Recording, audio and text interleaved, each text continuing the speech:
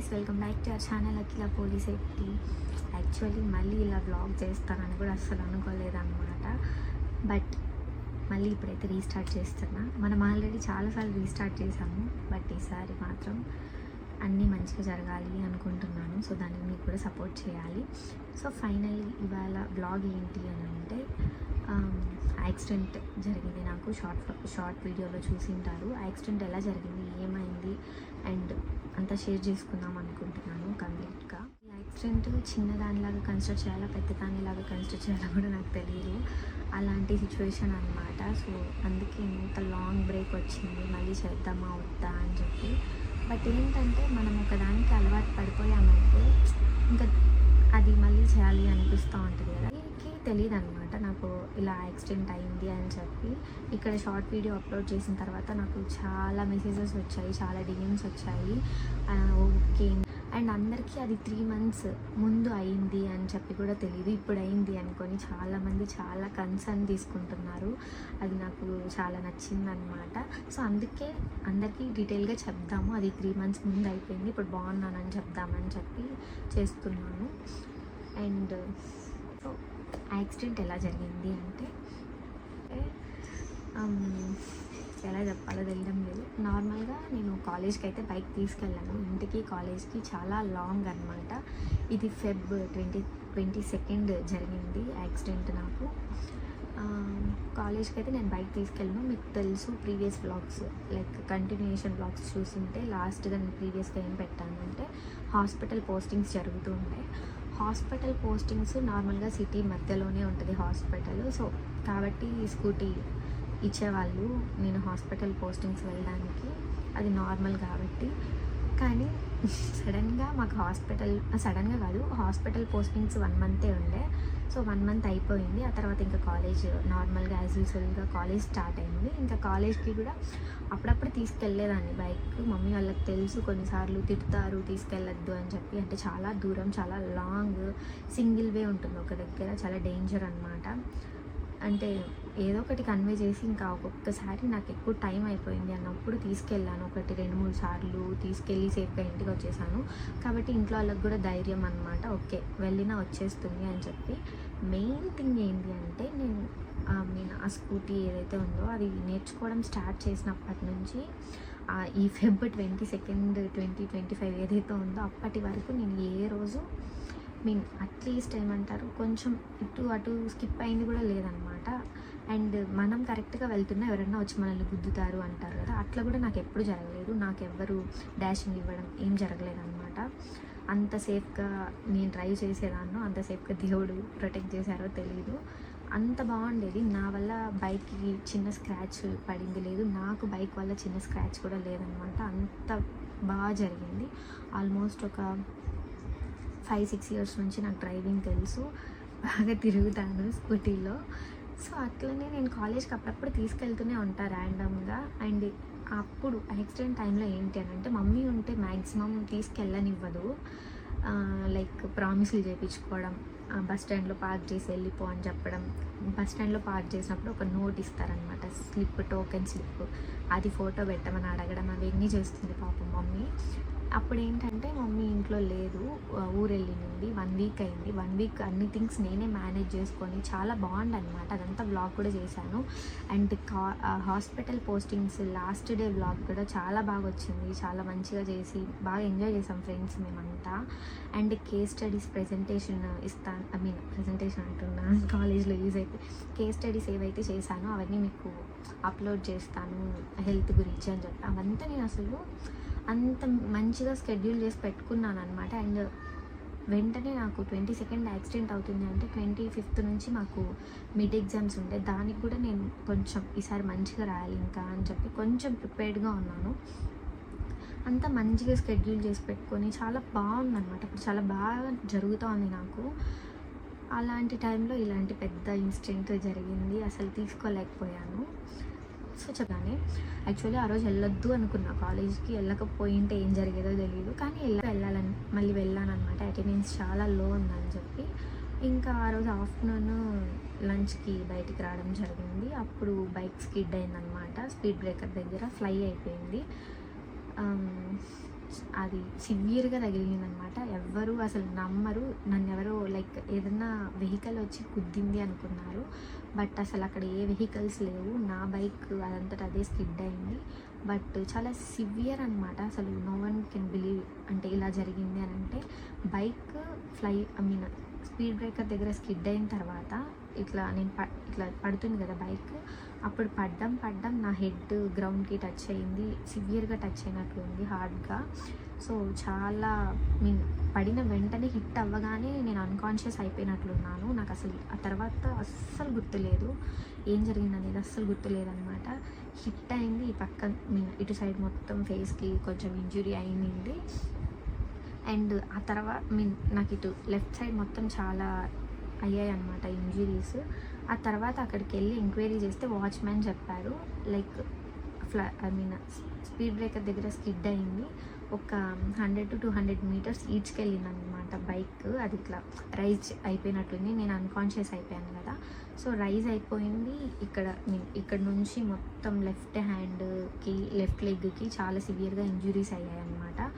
And ఆ సిచ్యువేషన్లో నాకు ఎక్కువ ఏమైందో తెలీదు, ఫిట్స్ వచ్చాయన్నమాట. సో ఫిట్స్ వచ్చాయి. అక్కడ కాలేజ్ స్టూడెంట్స్ అమ్మాయిలు ఎవరో చూసి అసలు నిజంగా స్టూడెంట్స్ అంత మంచిగా ఉంటారు అని అనిపించింది నాకు. వాళ్ళు ఎవ్వరో కూడా తెలియదు, వాళ్ళకి నేను తెలుసో లేదో నాకు తెలియదు. వాళ్ళు ఈ బ్లాగ్ కానీ చూస్తుంటే ప్లీజ్ రిప్లై ఇవ్వండి, నాకు మిమ్మల్ని గుర్తైనా పెట్టుకోవాలని ఉంది. నేను ఆ సిచ్యువేషన్లో ఆ కండిషన్లో ఆ రోజు నాకు ఏం జరిగింది ఏంది గుర్తులేదు. వాళ్ళు ఎవరో కూడా నాకు తెలియదు, వాళ్ళ ఫేసెస్ కూడా ఎంత థింక్ చేసినా గుర్తు రావడం లేదు. మేబీ మా డాడీ చూస్తే గుర్తుపట్టగలరేమో నాకు తెలీదు.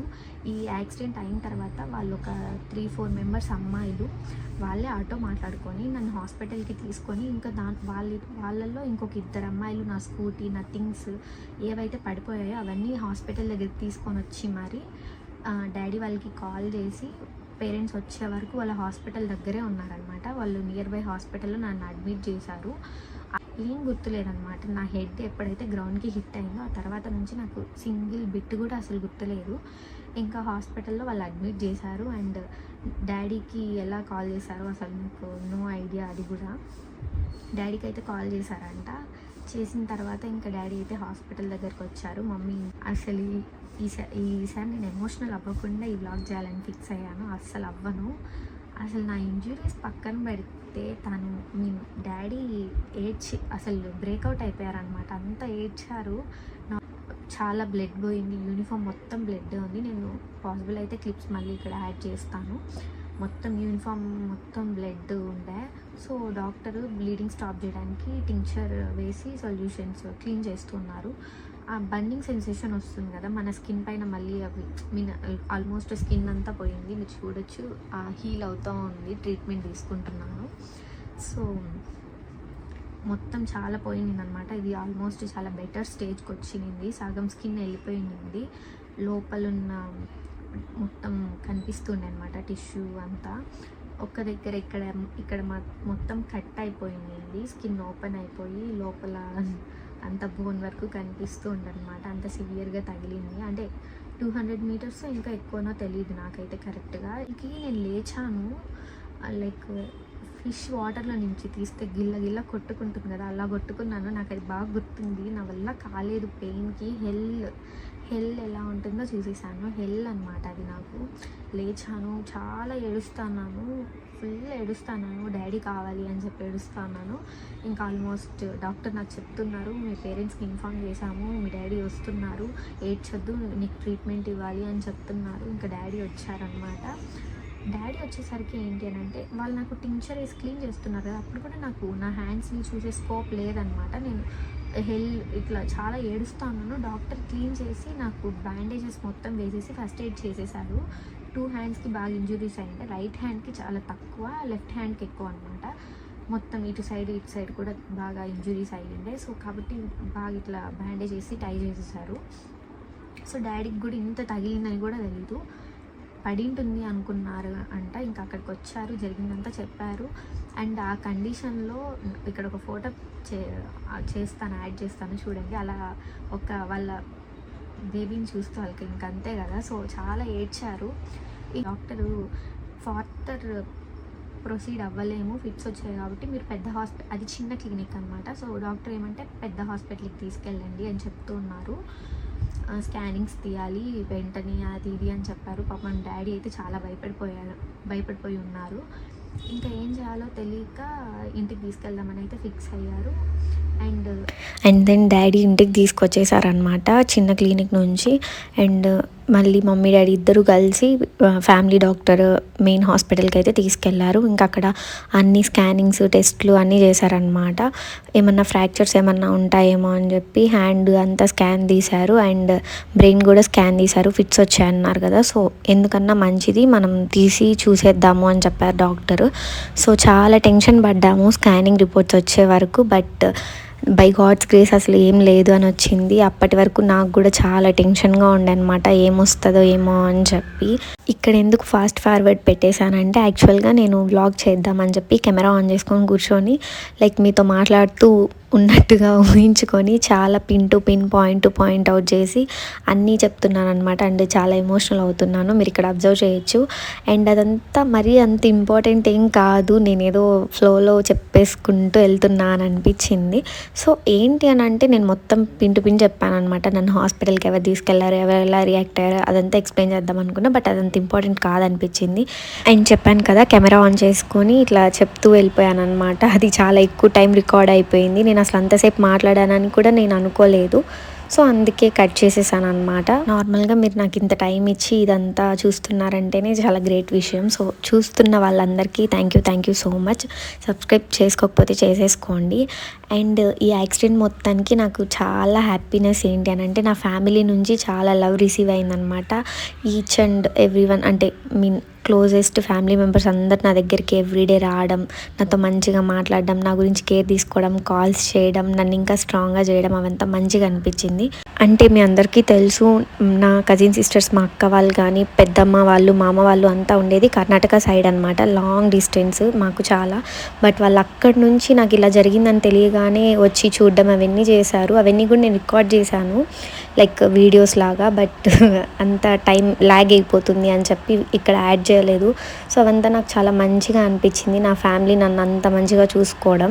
సో ఇలా ఇక్కడ చెప్తూ మీకు చూపిస్తూ రివైండ్ చేసుకుంటూ ఒక మెమరీ లాగా ఉంచేసుకోవాలనిపించింది. అందుకే ఈ వ్లాగ్ చేశాను. అండ్ నాకేమైందో కూడా మీకు క్లియర్ కట్గా తెలిస్తేనే కదా నా నెక్స్ట్ వ్లాగ్స్ చూస్తారు. సో అందుకే ఇలా చెప్పాలనుకున్నా.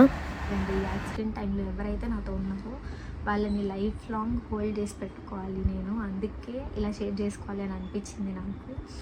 అండ్ మీకు కూడా దీని ద్వారా మీకేం కన్వే చేయాలి అనుకుంటున్నానంటే మనకేమన్నా అయినప్పుడు మనకంటే మన ఫ్యామిలీ చాలా ఎఫెక్ట్ అవుతుంది. చాలా చాలా ఏమంటారు, చాలా ట్రోమా వాళ్ళు ఫేస్ చేస్తారు, మనం కాకుండా. నేను కూడా చాలా ఫేస్ చేశాను. ఈ ఇంజురీస్ ఏవైతే ఉన్నాయో ఇవైతే హెల్ స్టోరీస్, ఇంకేదో ఒకటి టెన్షన్స్ అవి ఉన్నప్పుడు అందరూ ఇట్ వాస్ లైక్ హెల్ అనేటట్టుగా చెప్తారు కదా. మనకి ఎక్స్టర్నల్గా ఇలాంటి వూండ్స్ ఇంజురీస్ తగిలినప్పుడు ఆ పెయిన్ భరించలేం చూసారా, అదే హెల్. సో నాకు అర్థమైంది హెల్ అంటే ఇలా ఉంటుంది అనేసి. అండ్ మమ్మీ ఎంత మంచిగా చూసుకున్నా, ఎంత ఇదిగా చూసుకున్నా అంటే మనకు ఉంటుంది కదా లోపల లైక్ 21 years. ఈ టైంలో మమ్మీ పైన అన్నిటికీ డిపెండ్ అవ్వడం ఎంత హార్డ్గా ఉంటుంది అసలు. సో ఇవన్నీ నాకు ఒక లైఫ్ టైం లెసన్స్ లాగా, ఒక ట్రోమా లాగా అనమాట.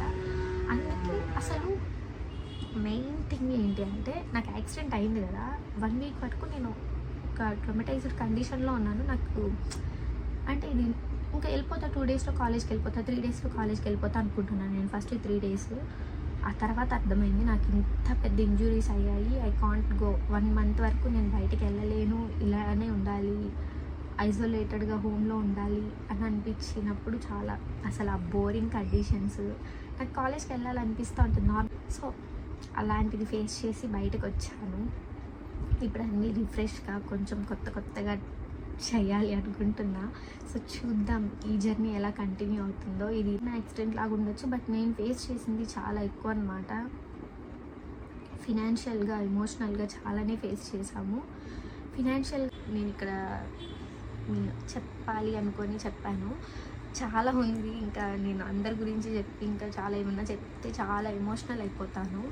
అందుకే చాలా స్కిప్ చేసేసి చెప్పాలి అనుకున్నది మాత్రమే చెప్పాను అనమాట. నేను కొంచెమే చెప్పాను. 20% ఆఫ్ మై యాక్సిడెంట్ స్టోరీ అయితే మీతో షేర్ చేశాను. సో జాగ్రత్తగా ఉండండి. అన్ని టైమ్స్ మనవి కావు, అస్సలు కావు. మార్నింగ్ లేచి మనం ఏం చేస్తున్నాం, ఎలా ఇంటి నుంచి స్టార్ట్ అవుతున్నాం అనేది చూసుకొని స్టార్ట్ అవ్వాలి. దిష్టి అనేది చాలా రియల్ అన్నమాట. నాకైతే ఈ యాక్సిడెంట్ జరిగినప్పటి నుంచి తిప్పింది. ఎక్కడికన్నా వెళ్ళినా రెడీ అయినా. సో అట్లాగా ఎందుకంటే ఇంటికి వచ్చిన వాళ్ళు, చూడ్డానికి వచ్చిన వాళ్ళు మ్యాక్సిమం అందరూ దిష్టికి, పాపకి దిష్టి అన్నారు. నాకు అదేమో అని అనిపించింది. ఎందుకంటే అండ్ నమ్ముతారో లేదో, నాకు ఈ యాక్సిడెంట్ అయ్యే ముందు రోజు మార్నింగ్ నుంచి ఒక హార్ట్లో అదేమో అంటారు కదా, లైక్ ముందే తెలుస్తుంది అన్నట్టు సంథింగ్ ఈజ్ ఫిష్ అనమాట. నాకు అనిపిస్తూ ఉంది నాకేదో అవుతుంది, నేను ఎగ్జామ్స్ రాయను. నేను చెప్పాను కదా నాకు యాక్సిడెంట్ అయిన నెక్స్ట్ 2 డేస్లో ఎగ్జామ్స్ ఉండే, నేను ఆ ఎగ్జామ్స్ కూడా మిస్ అయ్యాను. సో నాకు అనిపిస్తూ ఉండే నాకేదో అవుతుంది, నేను ఎగ్జామ్స్ రాయలేను అని కూడా అనిపించింది అనమాట. నేనేమనుకున్నానంటే ఫీవర్ వచ్చేస్తుందేమో, నాకు ఫీవర్ వస్తుందంటే కూడా నాకు భయము. నేను చెప్పాను కదా చాలా వీక్ అయిపోతాను. సో అందుకని చెప్పి ఫీవర్ వస్తుందేమో అట్లా ఉండే అనమాట. ఇంత పెద్ద ఇన్సిడెంట్ జరుగుతుందని అయితే అస్సలు అనుకోలేదు. సో అందుకే చెప్తున్నా, అన్ని టైమ్స్ మనవి కాదు అని కన్వే చేయడానికి నేను ఈ వీడియో చేస్తున్నా. అంటే ఫ్యామిలీ ఈజ్ ఎవ్రీథింగ్. ఫ్యామిలీలో చాలామంది ఎఫెక్ట్ అవుతారు. మనం చాలా సేఫ్గా జాగ్రత్తగా ఉండాలి. రోడ్స్లో వెళ్ళేటప్పుడు స్పీడ్ వెళ్ళకూడదు. నేను వెళ్ళలేదు గైస్, అయినా కూడా నాకు అలా జరిగింది. స్పీడ్ బ్రేకర్ని చూసుకోవాలి, మన బైక్ కండిషన్ని చూసుకోవాలి. మెయిన్ బ్రేక్స్ కానీ టైర్స్ కానీ అన్నీ పర్ఫెక్ట్గా ఉన్నాయో లేదో చూసుకోవాలి. సో రోడ్స్ మీద డ్రైవ్ చేస్తున్నప్పుడు చాలా సేఫ్గా ఉండాలి. నాకు జరిగినట్టు ఎవ్వరికి జరగకూడదని అనుకుంటున్నాను. సో ఇది నా యాక్సిడెంట్ స్టోరీ. అండ్ వీలైతే నేనైతే ఇప్పటి నుంచి అన్ని రీఫ్రెష్గా స్టార్ట్ చేద్దాము అనుకుంటున్నా. బట్ ఇంక నుంచి కంటిన్యూయేషన్ వ్లాగ్స్ అప్లోడ్ చేస్తాను. ప్రెజెంట్ అయితే నాకు సమ్మర్ వెకేషన్ బెంగళూరుకి వచ్చేసాను అనమాట. తెలిసిందే కదా నాకు సమ్మర్ అంటే ఇంకా అక్క వాళ్ళే. సో అక్క వాళ్ళ దగ్గర ఉన్నాను ఇప్పుడు. ఇంకా కంటిన్యూ చేస్తాను బ్లాగ్స్ ఎప్పటికప్పుడు అప్లోడ్ చేయడానికి, ఎప్పటికప్పుడు మీతో షేర్ చేసుకోవడానికి. సో ఈ సపోర్ట్ ఎప్పటికీ ఉండాలని కోరుకుంటున్నాను. Thank you for watching this vlog. పేషెన్సీతో ఇంత నా షేర్ చేయాలి అని చెప్పి అందుకే ఈ వ్లాగ్ చేశాను. సో ఇది మీరందరూ కూడా సేఫ్గా ఉండాలి, మంచిగా ఉండాలి అనుకుంటున్నాను. So thank you for watching this vlog. Please do share, like and subscribe. Bye bye. See you in the next beautiful vlogs.